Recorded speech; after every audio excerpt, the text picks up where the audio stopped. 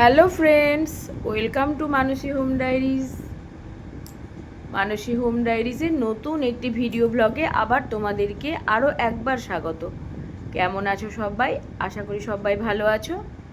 দেখো, সকাল সকাল আমি ভিডিও ব্লগটি তোমাদের জন্য শুরু করেছি। এই দেখো, দেখেছো আমার পুচকুটা বাইরে বসে আছে আর জানলা দিয়ে মানে আমাদেরকে দেখতে পেয়ে ওখান থেকে মুখ বাড়িয়ে ম্যাও ম্যাও করছে।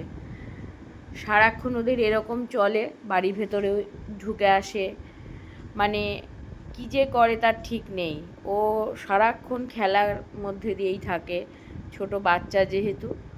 চা বসিয়ে দিয়েছি, কারণ তোমাদের দাদার আজকে সকালে ডিউটি, ও 8টার সময় বেরিয়ে যাবে।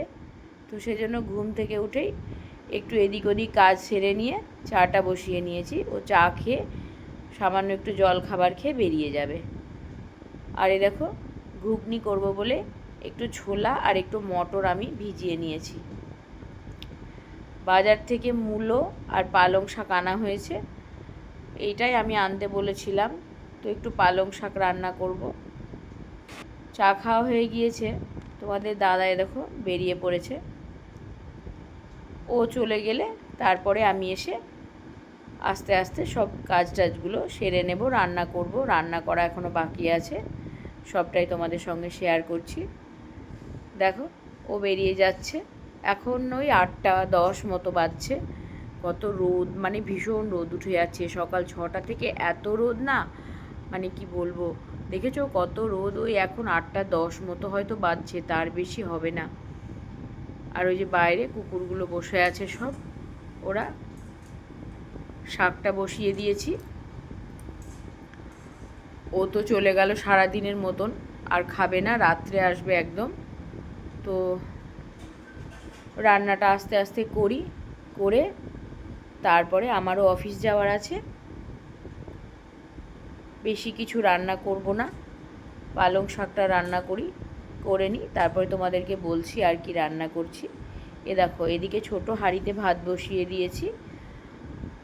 আমরা 3জন খাবো। ও তো ওর মতো চলে গেল, বলেছে দুপুরে হোটেলে খেয়ে নেবে।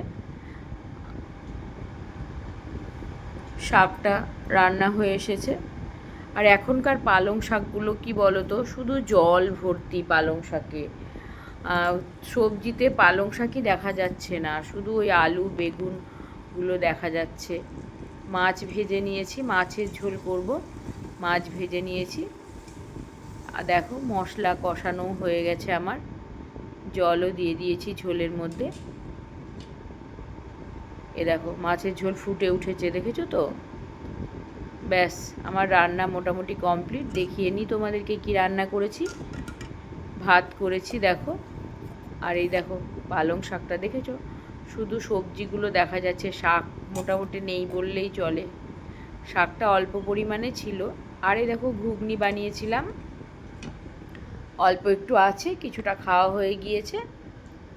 আর এই যে মাছের ঝোল, যেটা তোমাদেরকে আগেও দেখালাম রান্না করার সময়।